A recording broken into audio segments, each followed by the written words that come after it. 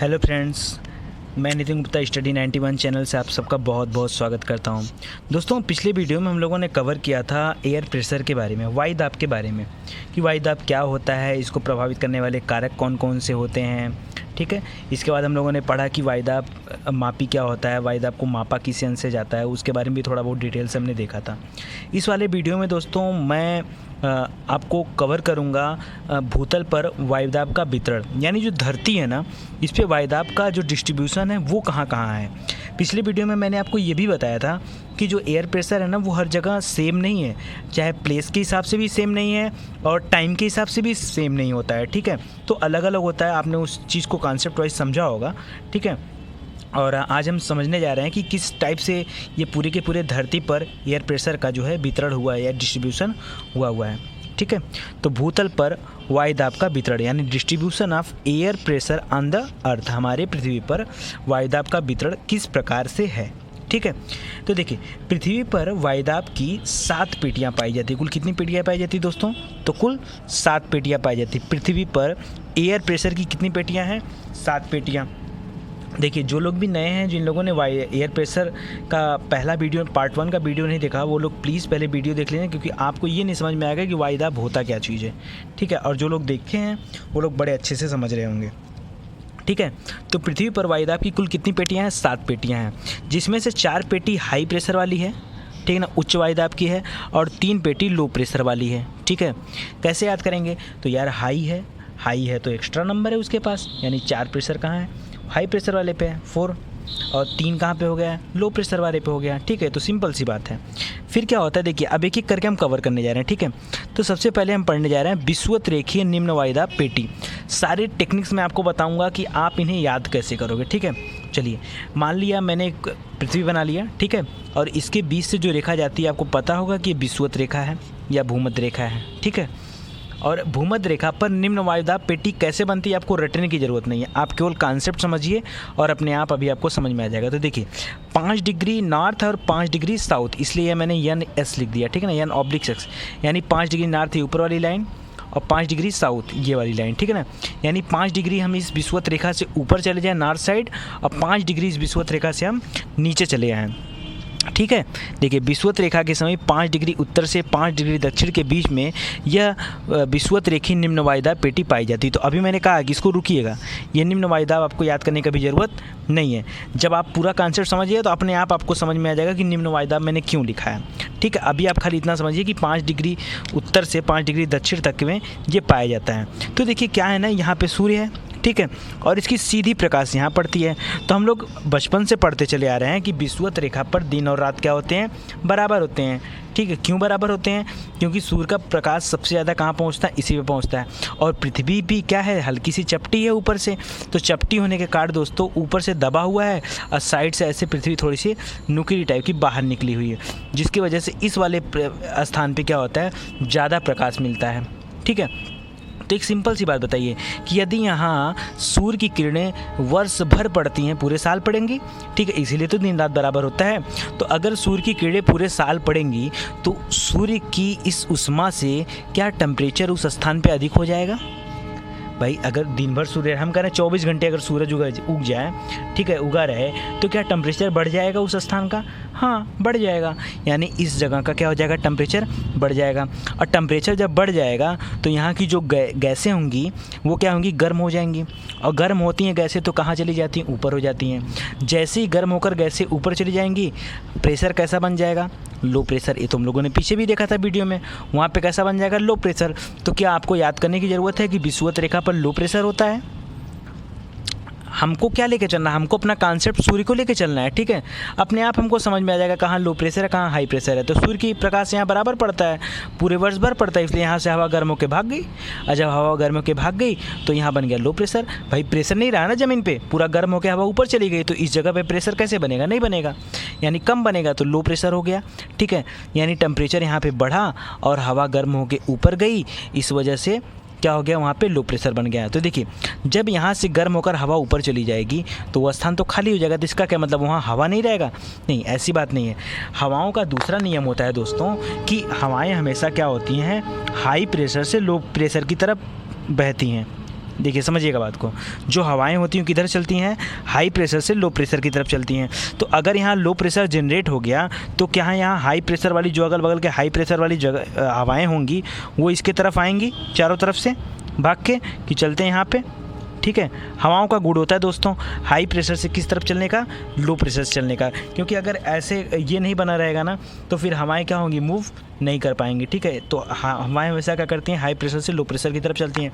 तो जब यहाँ लो प्रेशर बन गया तो यहाँ हो जाएगा जगह खाली। जैसे ही जगह खाली होगा तो यहाँ से ऊपर से जो ठंडी हवाएं हैं वो क्या होंगी, नीचे उतरना शुरू हो जाएंगी, नीचे आना शुरू होंगी। और कभी भी अगर ऊपर से हवाएं नीचे आ रही हैं तो एक बात अपने मन में आप ठान लीजिए, या वर्षा तो होगी, कम होगी ज़्यादा होगी ये बात की बात है, लेकिन वर्षा तो होनी है। अगर ऊपर से हवाएं नीचे की तरफ आ रही हैं तो वर्षा पक्का होगी, कम होगी ज़्यादा होगी मूसलाधार होगी ये सब बात की बातें हैं, लेकिन होंगी ज़रूर से। ठीक है, तो उस स्थान पे क्या होगा, वर्षा होगा। ठीक है, एक तरफ से गर्म हवाएं ऊपर जा रही हैं, दूसरी तरफ से ठंडी हवाएं नीचे आ रही हैं। गर्म हवाएं ऊपर जा रही हैं, ठंडी हवाएं नीचे जा रही हैं। ठीक है, तो इस वजह से क्या होता है, वहाँ पे नीचे जब ठंडी हवाएं उतरती तो वर्षा का प्रक्रम होता है। तो अब बताइए क्या ज़्यादा वर्षा होगा या कम वर्षा होगा। तो क्या एक दिन सूरज उग रहा है, 12 माह उग रहा है ना, 12 माह वहाँ पे गर्मी है तो 12 के 12 मास वहाँ पे क्या होगा, बारिश होगा। तो एक बात बताइए, जिस स्थान पे ज़्यादा बारिश होगी उस स्थान पे क्या जैव विविधता पाई जाएगी।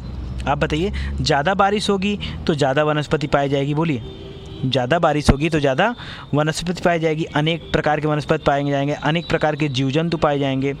ठीक है, तो जब इतने प्रकार के जीव जंतु वनस्पति पाए जा रहे हैं तो इसी को तो हम लोग बोलते हैं यहाँ पे जैव विविधता है। यहाँ पे क्या है, जैव विविधता है। ऐसे ही जगह तो हॉट स्पॉट घोषित होते हैं, ऐसी जगह क्या होते हैं, हॉट स्पॉट घोषित होते हैं, है कि नहीं। तो एकदम सिंपल चीज़ें हैं, मैंने कुछ एक्स्ट्रा नहीं बताया। बारिश ज़्यादा होगी तो पेड़ पौधे ज़्यादा, अच्छा पेड़ पौधे कैसे होंगे दोस्तों, बड़े होंगे या छोटे होंगे। जब पेड़ों को ज़्यादा पानी मिलेगा तो पेड़ की ऊंचाई बहुत ज़्यादा होगी, यानी यहाँ पे घने जंगल पाए जाते हैं। एनाकोंडा जैसी मूवी आप लोगों ने देखा होगा, वो सारी की सारी शूटिंग यहाँ पे होती है। ठीक है, तो घने जंगल पाए जाएंगे, और जब बड़े बड़े जंगल होंगे, घने घने जंगल होंगे तो जीव जंतु कैसे पाए जाएंगे, अनेक प्रकार के जीव जंतु पाए जाएंगे। ठीक है, तो यानी जब ये दोनों होंगे तो यहाँ क्या हो गया, जैव विविधता हो गया। इसको बायोम भी बोलते हैं, जैव बायोम या जैव विविधता, बहुत सारे नाम है, हॉट स्पॉट, तो ऐसे होता है। ठीक है, आइए आगे बातें करते हैं। एक बात बताइए, हमें कभी कभी क्वेश्चन पूछता है एग्जाम में कि क्या इन क्षेत्रों में क्षैतिज पवनें चलेंगी। नहीं यार, क्षैतिज पवनें मतलब क्या है, क्षैतिज मतलब ये कह रहा है क्या हॉरिजॉन्टल चलेगी पवनें, क्या पवन हॉरिजॉन्टल चलेगी। नहीं, हॉरिजॉन्टल कैसे चलेगी, आप ही बताओ, हॉरिजॉन्टल कैसे चलेंगी। हॉरिजॉन्टल तो चलेंगी नहीं, क्यों नहीं चलेंगी, क्योंकि ऐसे ऐसे चलने की बात करा, और यहाँ तो गर्म होकर हवाएं ऊपर जा रही हैं और ऊपर वाली नीचे आ रही है, यानी यहाँ हॉरिजॉन्टल पवनें नहीं चलती हैं। कौन सी पवनें चलती हैं, यहाँ पे संवहनी धाराएँ चलती हैं, कन्वेक्शनल करंट्स, ठीक ना, उत्पन्न हो जाता है, यानी संवहनी धाराएं चलती हैं ऊपर से नीचे की तरफ। ठीक है, तो आपको टॉपिक आ रहा है समझ में। आइए आगे आगे देखते हैं और कैसे हैं। देखिए, इसी कारण इस क्षेत्र को शांत खंड कहा जाता है। क्या कहा जाता है दोस्तों, शांत खंड, या इंग्लिश में अगर बात करेंगे तो इसको बोला जाता है डोल्ड्रम्स। ठीक है, शांत खंड। ठीक है, देखिए एक चीज़ हम अलग यहाँ से पढ़ लेते हैं कि कन्वर्जेंस क्या होता है, अभिसरण क्या होता है।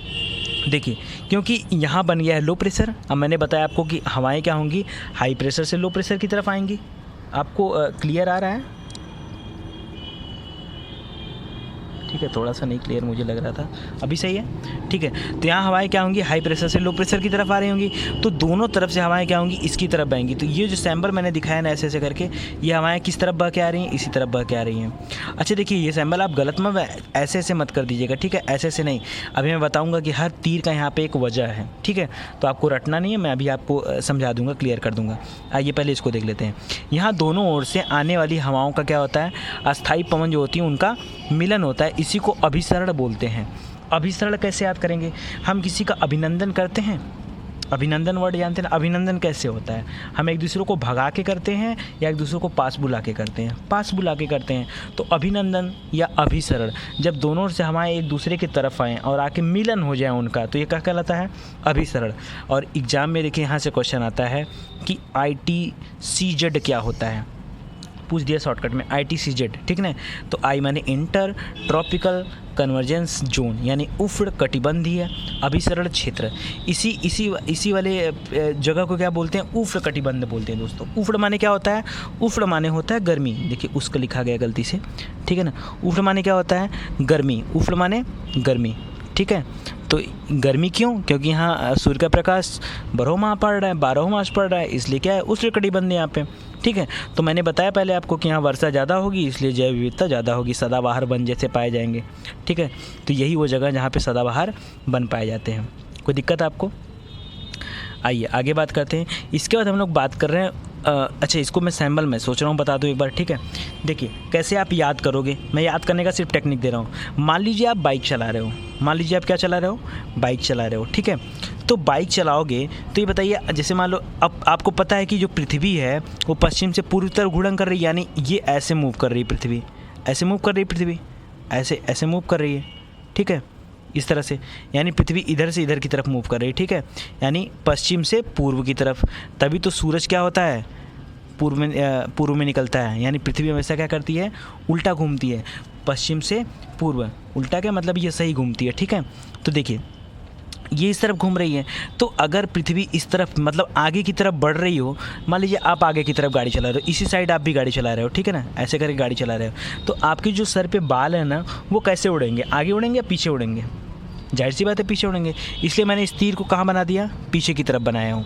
किस तरफ बनाऊँगा, पीछे की तरफ। और इधर वाले भी तीर किस तरफ बनाऊँगा, पीछे की तरफ बनाऊँगा, ठीक है ना। सैम्पल देखिए, किधर बनाऊँगा, पीछे की तरफ बनाऊँगा, एकदम ऊपर एकदम नीचे। इस तीर को देखिए आप, ठीक है ना, इस वाली तीर को, और यहाँ से इस वाली तीर को देखिए, दोनों तीरों को मैं क्या कर रहा हूँ, पीछे की तरफ बना रहा हूँ। तो अभी आगे मैं बताऊँगा ना कोरियोलिस बल, ठीक है ना, कोरियोलिस बल। तो उसमें बताया ना, कोरियोलिस जो है एक वैज्ञानिक का नाम रहता है, उन्होंने बताया कि जो यहाँ पे बल लगता है ना पृथ्वी के घूर्णन करने के कारण, उत्तरी ध्रुव में, ये नॉर्थ पोल है, उत्तरी ध्रुव में ये हवाएं बाएं तरफ चली जाती हैं। ये बायां है तो ये कहते हैं कि ये हवाएं बाएं तरफ चली जाती हैं। दक्षिणी ध्रुव में हवाएं दाएं तरफ चली जाती हैं। नीचे होता है तो उल्टा हो जाता है, ठीक है ना, दाएं तरफ चली जाती हैं। इसमें रटना क्या है, एग्जाम में आ जाता है भाई, उत्तरी ध्रुव में हवाएं किधर जाती हैं, ठीक है। तो ऐसे में आपको याद होना चाहिए। तो अगर ये आप जान रहे हैं कि पीछे की तरफ लेके जाना है तो अपने आप याद कर लोगे, ठीक है ना। ऐसे गोला बनाइएगा एग्जाम में, ये कर दीजिएगा, ये कर दीजिएगा। क्या पूछा, उत्तरी या दक्षिणी?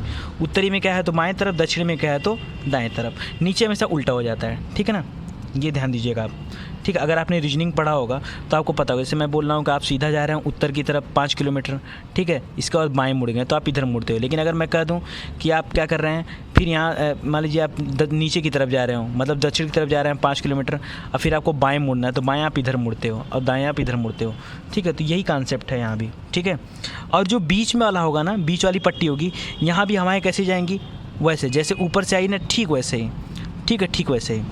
और ये वाली हवाएं इधर क्यों जा रही हैं, देखिए इसका रीज़न है, यहाँ पे बन गया लो प्रेशर, यहाँ पे बन गया था हाई प्रेशर, ठीक है ना, इधर बन जाएगा लो प्रेशर। तो हवाएं एक दूसरे से मिलने जा रही हैं, ठीक है ना, मिलने जा रहे हैं। तो ये जो उसे आकर्षित कर रही है, तो इसके अपोजिट में आप इसको बना दीजिएगा, ठीक है। तो आइए अभी आगे देखते हैं। और देखिए अब हमको पढ़ना उपोष्ण उच्च वायुदाब पेटियाँ। अगला क्या है, उपोष्ण, वहाँ पे क्या था, उष्ण था। ट्रॉपिकल हाई प्रेशर बेल्ट, ये अब जो है 30 से 35 डिग्री के बीच में पाया जाता है, और दोनों साइड, उत्तर तरफ भी और दक्षिण तरफ भी, ठीक है। वायु की ये मेखलाएँ पृथ्वी के गति के कारण उत्पन्न होती हैं। देखिए ये वाली क्या थी, ये वाली ताप के कारण उत्पन्न हो रही थी। ये वाली क्या थी, ये वाली ताप के कारण उत्पन्न हो रही थी, इसलिए इसको बोलते हैं तापजन्य। ताप के कारण, क्या मैंने कहीं घूर्णन का नाम लिया यहाँ पे, नहीं, किस वजह से हो रहा था, सूर्य के टेम्परेचर की वजह से हो रहा था, तो इसलिए हमने क्या कर दिया, इसको तापजन्य बोल दिया, ठीक है ना। ये वाली क्या है दोस्तों, तो ये पृथ्वी की गति के कारण हो रही हैं। पृथ्वी की गति के कारण मतलब जो पृथ्वी घूम रही है, घूर्णन हो रहा है, उसकी वजह से हो रहा है, ठीक है। तो पृथ्वी की गति के कारण उत्पन्न होती हैं। यहाँ पर सदैव वायु ऊपर से नीचे की तरफ आती है, तो वहाँ भी आ रही थी ऊपर से नीचे की तरफ, यहाँ भी आ रही ऊपर से नीचे की तरफ, और उनका दबाव क्या हो जाता है, बढ़ जाता है। अच्छा, ये दबाव वाले की बात कर रहा है। हाई, वहाँ पे क्या होता था कि लो प्रेशर बन रहा था, और यहाँ पे हाई प्रेशर बन रहा है। वहाँ पे लो प्रेशर क्यों बन रहा था कि हवाएं गर्म होकर ऊपर चली जाती थी। यहाँ क्या होगा, जस्ट उसका उल्टा होगा। देखो कैसे होता है, आइए देखिए। पवनों की गति क्या होता है, उपोष्ण बोल रहा है, उपोष्ण 30 से 35 डिग्री पे आएगा, तो 30 से 35 डिग्री पे तेज़ हवाएं तो आएंगी नहीं, मतलब सूर्य का प्रकाश बराबर तो पड़ेगा नहीं, तिरछा पड़ेगा, तो उसकी वजह से वहाँ क्या हो जाता है, टेम्परेचर कम हो जाता है। और जब टेम्परेचर कम हो जाएगा तो ठंडी हवाएं ज़मीन पर आएंगी, तो प्रेशर कैसा होगा, हाई प्रेशर। तो वही बता रहा है कि हाई प्रेशर है। कैसा प्रेशर है? हाई प्रेशर है। इसके अलावा दूसरे दिशाओं से क्या होती हैं, हवाएं चल के आती हैं हमारे तरफ, तो उसकी वजह से भी हाई प्रेशर बन जाता है। देखिए इधर, पवनों की गति अधोमुखी होने के कारण इन कटिबंधों में पवन संचार बहुत धीमा रहता है, बहुत धीरे होता है, और इसको भी शांत कटिबंध बोलते हैं या बेल्ट ऑफ काम बोलते हैं। ठीक है। और देखिए यहाँ क्या होता है, इन्हें अस्वच्छांश भी बोलते हैं। अस्वच्छांश भी बोलते हैं, इसके पीछे एक छोटी सी लॉजिक मैं देता हूँ आपको। देखिए प्राचीन युगों की बात अगर छोड़ दें, मध्यकालीन युगों से बात करें हम, तो मध्यकालीन युगों में जब जलयानों की शुरुआत हुई, मतलब पानी वाले जब जहाज़ बने ना, तो उस यात्रा के दौरान क्या होता था, देखिए रोड तो था नहीं, गाड़ी घोड़ा तो था नहीं, तो लोग क्या करते थे, मतलब गाड़ी वगैरह नहीं थी, तो लोग राजा महाराजा क्या करते थे, अपनी सेना में हाथी और घोड़े रखते थे। तो जो हाथी और घोड़े होते थे ना, ये हम लोग ईरान और इराक से मंगवाते थे। ठीक है ना, भारत वाले वहाँ से मंगवाते थे। तो जो जलयान थे ना, वो जब जाते थे घोड़ों को लाने के लिए, जब घोड़े को लेके आते थे तो रास्ते में उनका मुलाकात ये 30 से 35 डिग्री वाले बेल्ट से हो जाता था। ठीक है ना। जब इस बेल्ट पे जहाज़ पहुँचती थी तो जहाज़ क्या होती थी, डिसबैलेंस हो जाती थी। क्यों? क्योंकि 30 से 35 डिग्री वाले स्थान पे क्या होता है कि हवाएं देखिए दोनों तरफ खींचती हैं अपनी तरफ। ठीक है ना, ये हवाएं इधर खींच के ले जा रही है, ये वाली हवा इधर खींच के ला रही है। इसके कारण इस जो पॉइंट लगाए उन्होंने, इस वाले बेल्ट में क्या हो जाती है कि दोनों तरफ की हवाएं खींचने के कारण जो जलयान होते थे ना, वो डिसबैलेंस हो जाते थे। ठीक है ना। उस दौरान क्या होता था कि लोगों को अपने जहाज़ों को हल्का करने के लिए घोड़ों को समुद्र में फेंक दिया जाता था, ताकि जहाज़ क्या हो जाए, हल्का हो जाए। इसीलिए इसको क्या बोला जाता है, अस्वच्छांश या हार्श लैटिट्यूड बोला जाता था। ठीक है। बाद में लोगों को पता चला कि ऐसी बातें हैं, तो जहाज़ क्या होगी, मूव होकर आना शुरू हो गई, मतलब घूम के आना शुरू हो गई, ताकि 30 से 35 डिग्री में कैसे जहाज़ों को बचाया जा सके। ठीक है। तो ये सारी बातें बाद में, इसलिए इसका नाम क्या रख दिया गया, अस्वच्छांश रख दिया गया। ठीक है। आगे ये इसके बाद हम लोग पढ़ने जा रहे हैं, उसमें इतना इंपॉर्टेंट था। ठीक है ना। इसके बाद हम लोग पढ़ने जा रहे हैं उपध्रुवीय निम्न वायुदाब पेटियाँ। इसमें क्या होता है दोस्तों, यह 60 से 65 डिग्री में पाया जाता है। वो 30 से 35, तो 30 का दुगुना 60, और पहले वाला 5 था। ठीक है ना। तो देखिए यह 60 से 65 के बीच में पाया जाता है, और यहाँ पे क्या होता है, लो प्रेशर होता है। देखिए नीचे हाई प्रेशर, ऊपर लो प्रेशर हो गया। क्यों हो गया लो प्रेशर, आइए बात करते हैं। देखिए इसके दोनों सिरों पर पहली बात तो उच्च वायुदाब होता है, दोनों सिरों पर। देखिए मैं दिखा दूँ आपको, देखिए इस वाले फिगर में यहाँ 60 से 65, अभी हम पोल पे नहीं पहुँचे, पोल पे तो हाई प्रेशर हो जाएगा। ये 60 से 65, यहाँ से हवा गया, ऐसे गया, ठीक है ना, इधर की तरफ बढ़ा और इधर से बढ़ा, तो यहाँ पे क्या है, लो प्रेशर बना हुआ है। ठीक है ना। ये देखिए इनके दोनों ओर उच्च वायुदाब होता है, दोनों तरफ, इधर भी उच्च वायुदाब है, नीचे की तरफ भी उच्च वायुदाब है, दोनों तरफ उच्च वायुदाब है। ठीक है। पहली बात ये एक रीजन है यहाँ पे लो प्रेशर होने का। दूसरा क्या है, इन मेखलाओं में स्थित सागरों में गर्म जलधाराएँ चला करती हैं। दोस्तों मैंने जलधारा का एक वीडियो बनाया हुआ है, उसको आप देखिए। उसमें मैंने कल आपको इतना रटाया है ना कि गर्म जलधारा कैसे याद करेंगे, ठंडी कैसे याद करेंगे। अगला जो मेरा वीडियो आएगा उसमें मैं आपको बताऊंगा कि जलधाराएं क्यों गर्म होती हैं, क्यों ठंडी होती हैं, और कौन सी जलधारा किस समुद्र में मिलेगी हमें, तो ये हम आगे पढ़ेंगे। ठीक है ना। इन मेखलाओं में स्थित सागरों में गर्म जलधाराएं चला करती हैं, किस वाले में, 60 से 65 वाले में। ठीक है। जिनसे यहाँ का टेम्परेचर बढ़ जाता है। देखिए विषुवत रेखा पर लो टेम्परेचर इसलिए था क्योंकि सूरज का प्रकाश पड़ रहा था, और उपध्रुवी वाले पे लो टेम्परेचर इसलिए है क्योंकि वहाँ पे गर्म जलधाराएं चल रही हैं, तो उनकी वजह से टेम्परेचर यहाँ क्या हो जाता है, बढ़ जाता है, और वायुदाब कम हो जाता है। तो कोई आपसे पूछे कि किस वजह से होता है, तो पहला बात कि दोनों ओर उच्च वायुदाब पेटी है।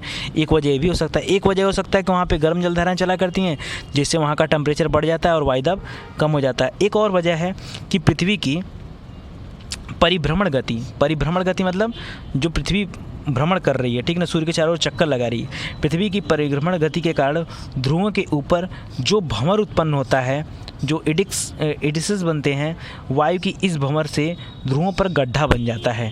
ठीक है ना। फलस्वरूप वायु की कमी से वहाँ पर निम्न वायुदाब की स्थिति बन जाती है, तो ये भी एक वजह बनता है। ठीक है। तो देखिए क्या होता है ना, रोटेट करते करते ऊपर क्या हो जाता है, गड्ढा। अगर आपने कभी आटे की गोली बनाएंगे और लगातार उसे बहुत ज़्यादा घुमाएंगे ना, तो ऊपर से और नीचे से क्या हो जाएगा, गड्ढा बन जाएगा। तो उसकी वजह से हवाएं वहाँ भंवर बन के आगे की तरफ बढ़ जाती हैं, जिससे आगे आके लो प्रेशर बनाती हैं। परंतु यहाँ इतनी प्रचंड शीत पड़ती है ना, ठंडी बहुत ज़्यादा पड़ती है, इसलिए इसका प्रभाव जो पृथ्वी की गति का कारण नगण्य हो जाता है। प्रचंड शीत के प्रभाव से ध्रुवों पर उच्च वायुदाब बना रह जाता है, नहीं तो लो टेम्परेचर वहाँ भी बन जाता है कि नहीं। इसके नीचे के क्षेत्र में निम्न वायुदाब बन जाता है, जबकि वहाँ निम्न वायुदाब बनना चाहिए लेकिन बन नहीं पाता है। वहाँ पे क्या बन जाता है भाई, इतना प्रचंड वहाँ ठंडी है। उत्तरी ध्रुव दक्षिणी ध्रुव में क्या है, सब बर्फ़ ही बर्फ़ तो है, तो इतना प्रचंड शीत है कि उसके वजह से, शीत की वजह से यहाँ पे लो टेम्परेचर काम नहीं कर पाता, हाई टेम्परेचर ही बना रह जाता है।